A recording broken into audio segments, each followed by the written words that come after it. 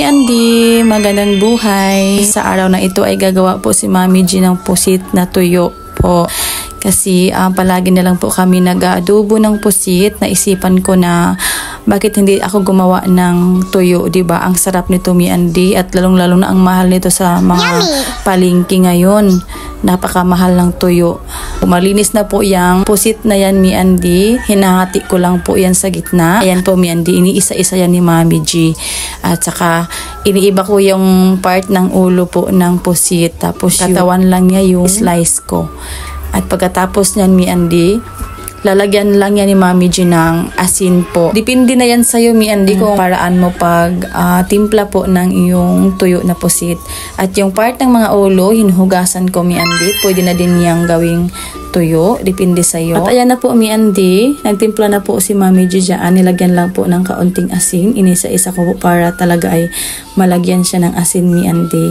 Hirap na. Baka mag-ano pa yung mga langaw. O diba? Ayan po, Mi Andy. Kailangan ayusin na pagkatimpla at nasa sayo na po yan kung ano yung ilalagay nyo na pang ingredients dyan para sumarap yung iyong tuyo. Pero para sa akin, kaunting asin lang po para hindi masyadong maalat. Ito kasi sa amin, Mi Andy, pag season po talaga ng pusit, napakamura. Binili ko lang po ito ng 70 ang kilo. Kaya ayan po, ginagrab ko na. Bumili agad para makapagawa po ang mami ng tuyo na pusit. Napakasarap kasi ng tuyo, lalong-lalo na pag morning. Yan yung ulamin ako, talaga ang sarap. Tapos i-partner sa coffee. And solve mo yung aking breakfast. Kahit anong klase ng tuyo, napakasarap. Diba, Mi Andy? Kayo, kumakain ba kayo ng tuyo? Lalong-lalo na yung pusit, Mi Andy, napakamahal nito, diba? Sa ibang bansa po, yung gustong kakainin nila ay tuyo talaga na sa Pinas na tuyo. O diba, Mi Andy? May nakita ako ditong gamit na ref namin, kaya ito yung gagamitin ko pang po doon sa tuyo natin.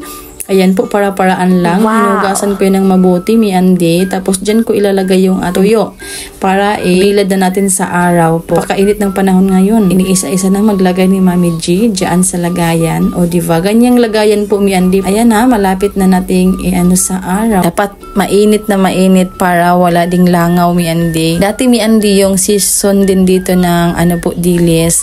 Gumawa din ako ng tuyo na dilis, Mi Andy.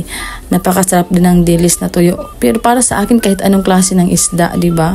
At ito ding ating pusit. Ayan na po, Mi Andy. Lumabas na ang Mami G para ibilad na po ito sa araw. Tingnan nyo naman yung araw dito. Napakainit talaga. Makalipas yung mga ilang oras, mga 4 to 5 hours, baliktarin na yan ni Mami G. Ayan po, iniisa-isa ko pong tingnan kung ano na nangyari sa aking tuyo dito. At wala namang mga langaw na dumapo kasi sobrang init. Ayan po. Binaliktad ko na yan, Mi Andy, para naman yan sa ilalim ay mainitan siya. Diba? Ayan na po yung result ng ating tuyo. Nakalipas na mga ilang oras. At sana, Mi Andy, ay nag-enjoy po kayo sa aking video. Hanggang dito na lang in my next vlog. Thank you for watching. Have a nice day and follow for more. Bye!